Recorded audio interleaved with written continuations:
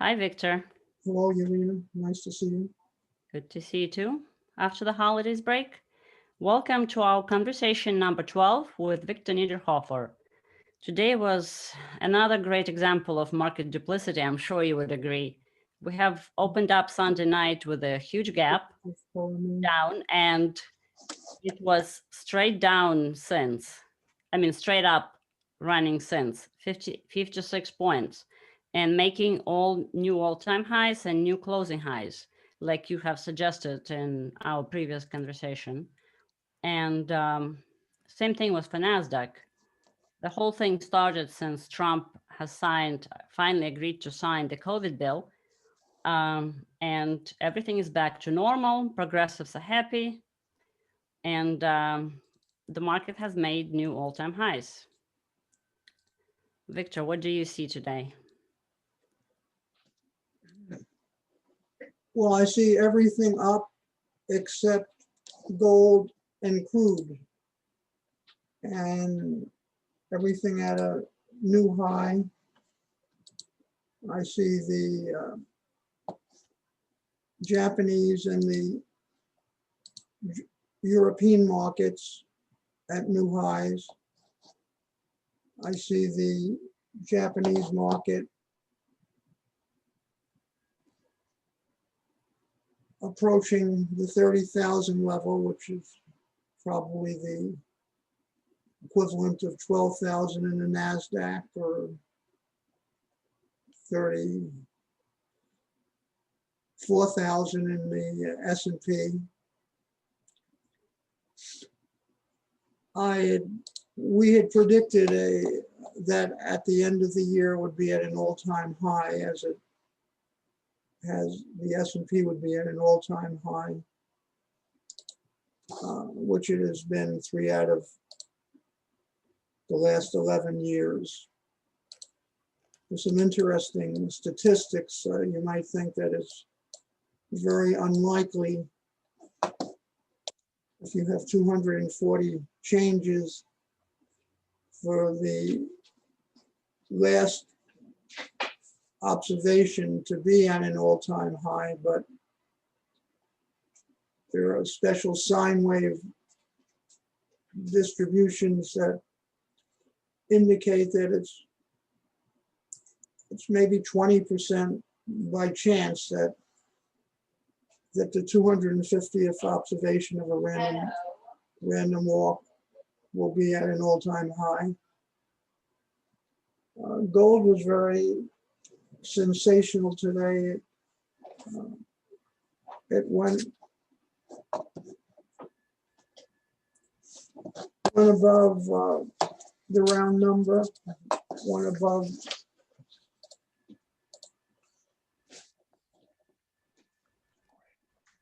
above 1900,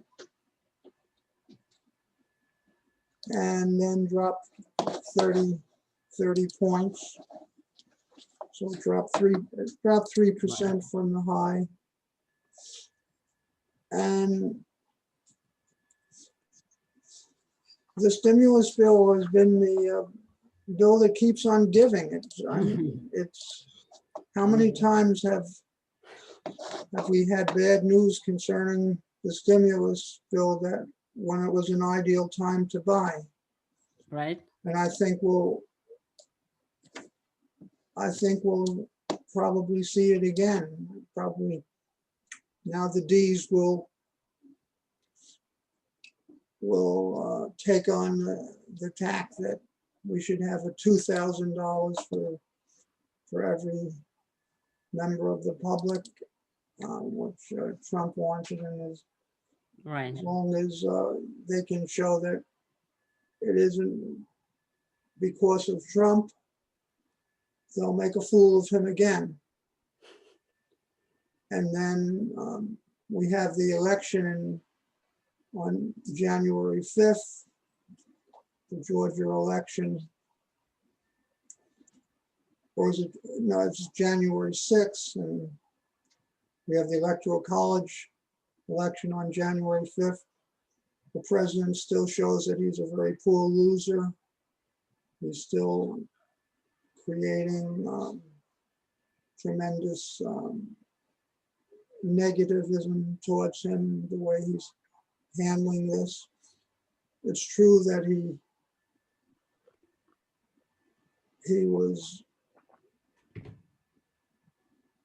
got a very bad deal. There were about 10 things that had to happen, including the school clothing, including the holding back of the virus news, the holding back of the stimulus news, all the lockdowns. All this was designed to hurt the R's. And then there were an incredible number of statistical anomalies that Right. but what are you going to do when the referees are against you? I think we've talked about contagion before. There's contagion among the swamp. I mean, all the creatures tend to talk to each other and influence each other. The Supreme Court apparently has received this contagion. There was a lot of talk about the Chief Justice was very upset because, wasn't going to allow any votes on the fraud, wasn't going to consider it. And somebody said, well, it's very, very important because in some of the states, there's tremendous evidence of the mail-in votes being improper. And then apparently he was heard saying, riots, we have to worry about the riots. They're going to be riots. So Right. I think that shows probably the most important principle of the market, that the infrastructure will do everything they can to survive. And the public is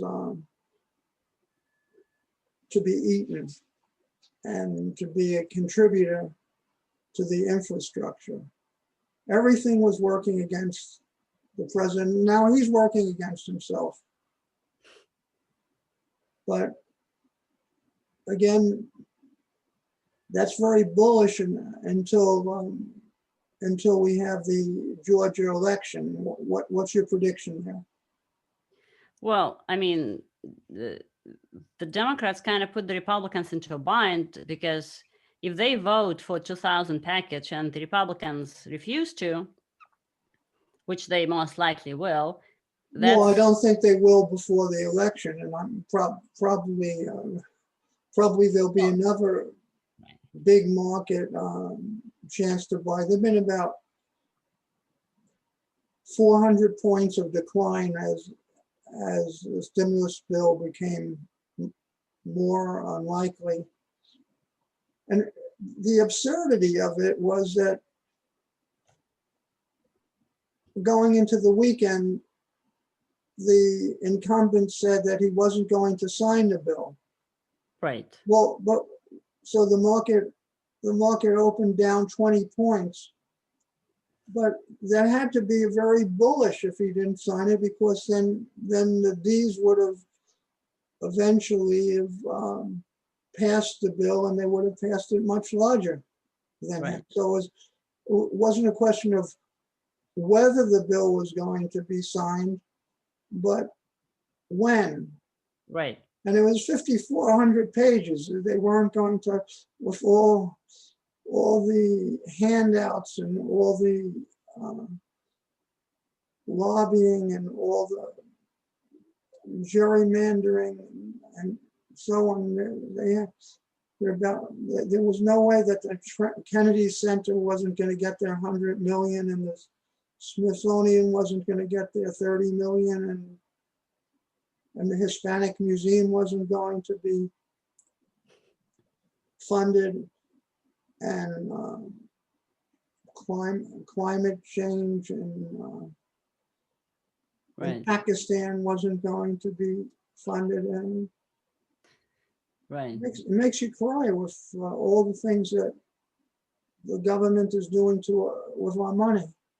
Right. But it's all there's one word that covers it all: power. Power. The government wants to show that they have the power to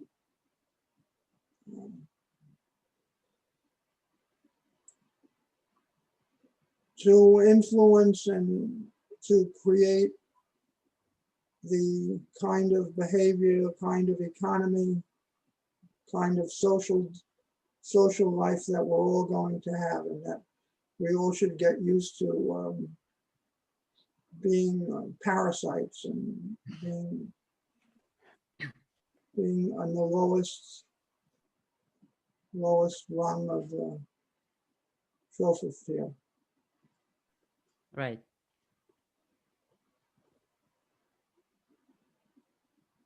I noticed that margin debt was at an all-time high. When I used to work at Merrill Lynch, they used to calculate the number of their customers that were within 5 or 10% of a margin call, and invariably the market would go down to the level that created the margin call. There'd be a swoon at that level, and then there'd be an immediate rise. And that the fact that margin debt is at an all-time high is very bearish. We said that, you know, in terms of the seasonals, when the market is up in the last few days of December, and it's at an all-time high, probably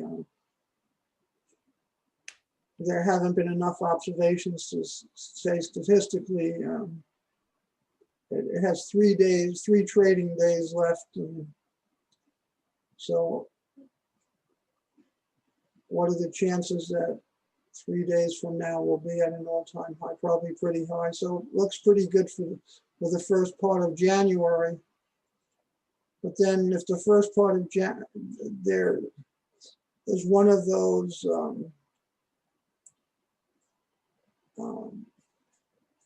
false, one of those deceptive ideas designed to make the public lose much more than they have, and it's called the January but not barometer. Mm-hmm. And then when it goes up in the first few days of January, everybody's going to be talking about the January barometer. Of course, it hasn't worked for 30 years.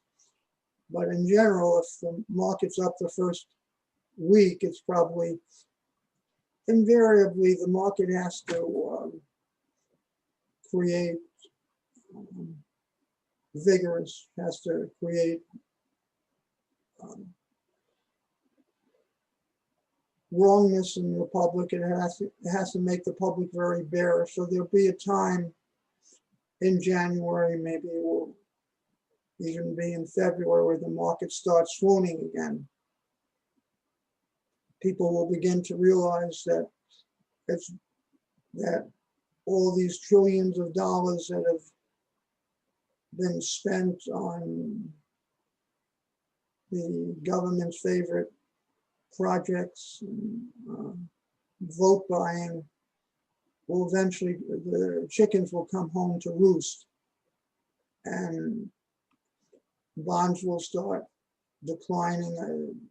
Amazingly, bonds went up today. You would have thought that with the stimulus bill and all this worthless spending, you would have thought that bonds would go down, but no, they closed at a high, and the high was 172s. But I mean, it would be interesting to speculate as to what will happen if the D's win in Georgia. I noticed that the odds, the odds of the R's winning Mhm. now are at a minimum for the last month.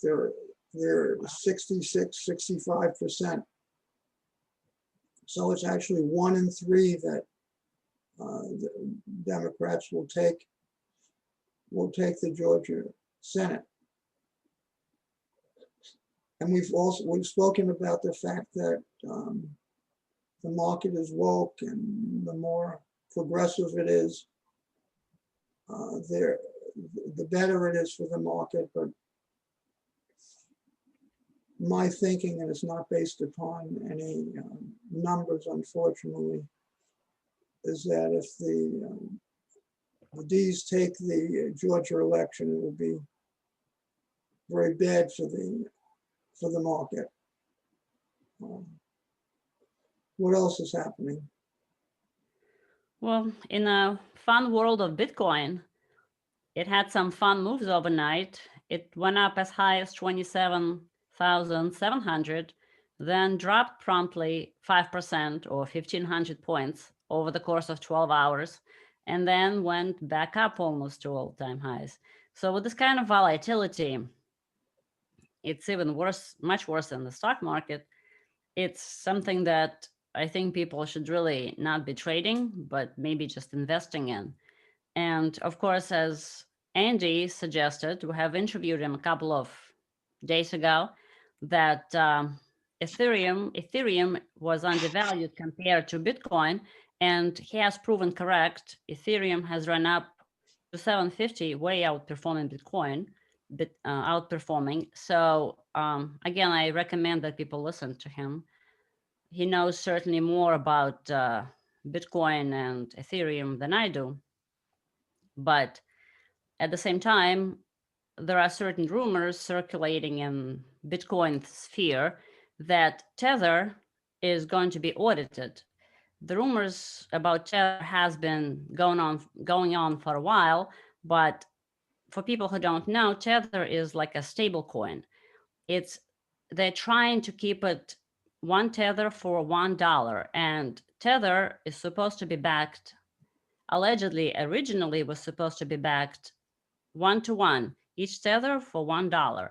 But recently, they have changed the rules kind of, that it's backed by fractional dollars. So Tether has created 4 billions of tethers, which are used to buy Bitcoin. And nobody knows, because they have never been audited, how much US dollars is actually backing it. So there is a regulation speculation right now that they want to regulate stable coins as banking and do Federal Reserve reporting. So if we find out that Tether is indeed not backed by US dollars, as they promise, that could be a huge negative event to Bitcoin. But that's not happening, within the next few days. Who knows when that happens? But that's just the general risk that I think people need to be aware of. There's a very good book called Invasion of the Body Snatchers Mm-hmm. that describes the current situation. When you go to New York, you see that all the commercial real estate the office buildings are empty, the restaurants are locked down. Madison Avenue, about half of the stores are boarded up, and in the December holiday season, imagine where in general there's a tremendous turnover with all sorts of retail closing down in January and February, and when the season is very slow. So people look like they're normal, and they come out and they're wearing masks, and the Invasion of the Body Snatchers, they were rather listless, and they closed their stores early, and everything was rather slow. Then it turned out that they had all been invaded by an alien culture, unfortunately. And the culture is like progressivism. It's like the Yes, virus. that's exactly it. That's what's happened. We've been Right. invaded, and eventually we will sow what we reap. Right. Reap what we sow. Right. But on this question, do you think that the New York City office space would ever return to its full capacity? Or do No, you think this change is permanent? no, I don't. There's too many people, too much migration, too much, too much work from home, too many businesses moving to lower tax states, and too many ideas to soak the rich there, Right. and I don't think it will ever return. The funny thing is, I was born in Brighton Beach. Have you ever been there? Oh, yes, definitely. It's not what it used to be when you were growing up there. A lot of It's your compatriots there now, right? oh yes. And if you go to those stores, it's kind of funny because they're completely not like the stores right now in Russia itself. Brighton Beach is like this frozen time slice or time span of time in the 80s in Russia when most people moved to Brighton at that time. And so they have stayed in that bubble, in that mentality. And it's completely different from Russia right now. So when people actually, Americans, visit Brighton, they need to realize that it's not at all like Russia is. It's like former Soviet Union used to be. Same attitude, same angry people. It's lots of mink coats. It's fun. It's a fun experience. Nightclubs there? Oh yeah, definitely. Nightclubs. Well, not right now. Right now, all the nightclubs are in Miami. Was it that? Were there a lot of nightlife in Russia in the 1980s? Uh, no, they were in the city where I grew up. It was a mid-sized city. There were two restaurants only open past midnight, and the only girls who were there are not the girls that you want to date, unless you're paying them. But no, it's not. Well, Nightlife was not at all. the funny thing about Coney Island, which is adjacent to Brighton Beach, is that it was as crowded a year or two ago as it used to be in the 1960s in its heyday. It was all a steeplechase and all the Wonderland had closed down, all the big attractions, but the side streets were very busy, Yes. and it was very crowded. And real estate is funny in that if it has a solid foundation and it doesn't crumble, eventually it will find its use, and eventually the malls will find some use for their spaces, and Coney Island will come back, and Brighton Beaches has no vacancies whatsoever. Right. Well, most of the malls probably would become warehouses for Amazon because that's where we are going. I don't think private businesses are coming back after this pandemic. People are so accustomed to Amazon shopping, myself included, that going to a store is like a drag now. So it's retail is not coming back, I think, by and large. I learned a lot from the New York Post this weekend. By the way, they came out with a blistering editorial demanding that Trump stop his efforts to reverse the electoral college and then he resigned. But they're very good on gambling there. About half of the sports section is devoted to gambling. And I notice now that video games is bigger, is the biggest sector in the economy now, and eventually gambling will be extremely big. Anyway, they had several methods of playing the current football and the bowl games and the coming basketball season. And it was one of the themes was to always bet on the underdogs. The reason is that, and it's an example of ever-changing cycles, because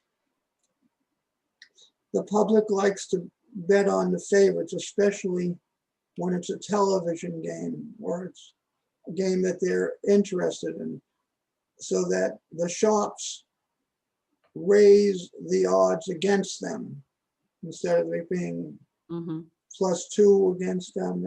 It becomes +3 and +4, so that the odds tend to favor the underdogs. The same thing goes for the unders and overs. People like to see scoring, so they like to bet on overs in scoring, and because of that, the line on overs becomes more unfavorable than it should be. Now, how does that relate to the stock market? I think whenever there's the public likes to be bullish, and of course the media likes to side them to become bearish, and pretty soon there will be some bearish news. But when the public is overwhelmingly bullish, the odds of further rises become smaller and smaller. And in general, the more vivid the news is and more optimistic the public gets, the worse the odds are for them. I think it's a very important principle. I have a book here that I think is probably the most important book that our listeners should read too. It's Ecology, and by Bauman, Hacker, and Kane. And modern textbooks are amazing. I mean, when I went to college, you could buy a textbook for $25. Now they're $365. But it's amazing and you can get them online, and you can get used copies. The glossary of this book has 1,500 new terms that a person has to understand if they want to know about ecology.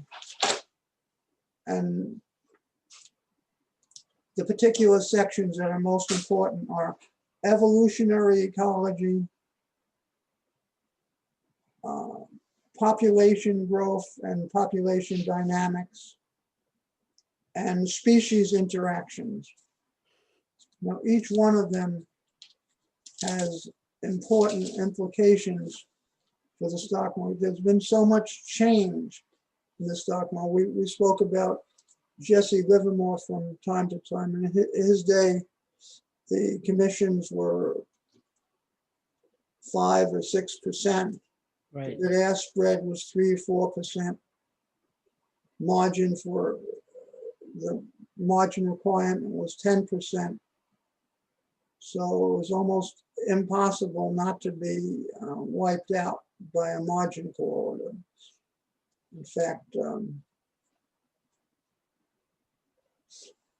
they used to say in real estate, the real estate investors, the buyers were only happy when they closed the deal if the seller was already in default. And it used to be in 1915 and 1910, when my grandfather and Jesse Livermore traded, that by the time an investor, a speculator, put his money in the market, he was wiped out. He paid 10% in VIG, and he was working on a 10% margin, so he had lost 100. He was ready to be to have a margin call. By the way, how did Jesse Livermore stay afloat? He only went bankrupt 5 times before he committed suicide. He would play the bid and ask. He knew that was the only thing apparently he did know, except how to live the high life and to dissipate himself while he was going bankrupt. That there's a bid and ask. So there are always 2 prices in the market.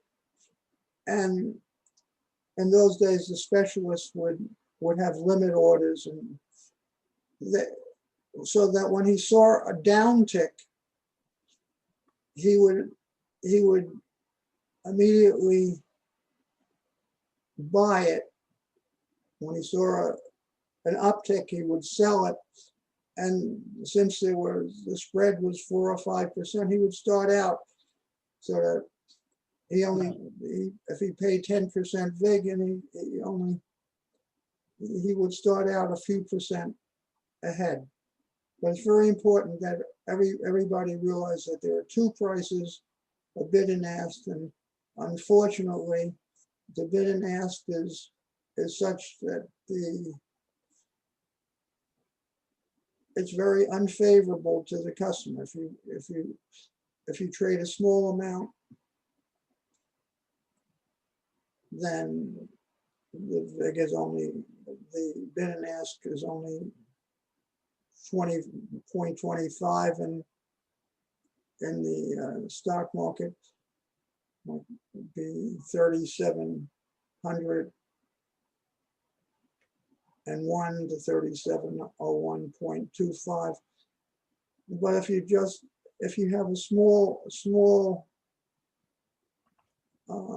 amount of trading to do, then the bid-ask spread will only cost you 25 points. But it doesn't pay to spend all the time. If you have a small amount of money, you have to, if you're going to trade actively, you need a certain base. And if you want to do 5 contracts or 10 contracts, the spread is incredibly large. I find that when I trade, the market is much less liquid than it used to be. It used to be, if you want to trade 25, 50 contracts, 100 contracts, the spread is 50 points, 100 points, especially overnight, where the spread, if you try to do a 50 lot, you can often expect to have a one full point to 1.5 full point spread. But let's look at some of the things that they talk about in this book. The most important point that they talk about is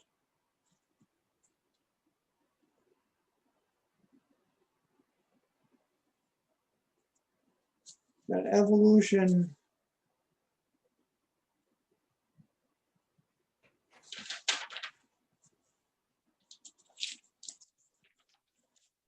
I like how you can find market information in pretty much any book. You would take any book and you have some market lessons in it. That's true. I was reading a book from 1817 about pedestrianism, and I found they gave and about the damage that vipers cause in the market. And but we have something called adaptive evolution. Natural selection is the only evolutionary process that constantly results in adaptive evolution. And then there are some pictures of the flying frogs. The book is 600 pages, and they're so detailed. There's so many important things. The interaction of predation and prey, and how the prey develop adaptations to make it harder for the prey to get it, how carnivores eat everything, whereas the herbivores eat very little. The density dependence of how growth is dependent upon density dependence. The whole book is directly relevant to the market. Everything I can't recommend. I believe this is the most popular ecology book nowadays, and I would recommend it very highly. Well, we've talked about the invasion of the body snatchers, and my book from, hold on.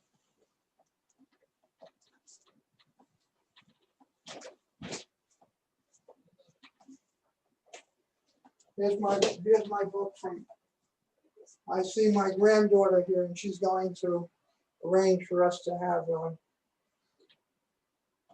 have an advertisement on TikTok. Oh, wow. Yeah. Exciting. She's going to, yeah. I need to create. I've been interviewed, and I was asked about what lessons you can learn from racket sports about the market. And there are a lot of, but here's my book from 1817 that I was reading. Wow. And it's called Sporting Anecdotes. And it's amazing. And there's a beautiful section on the automatic chess player.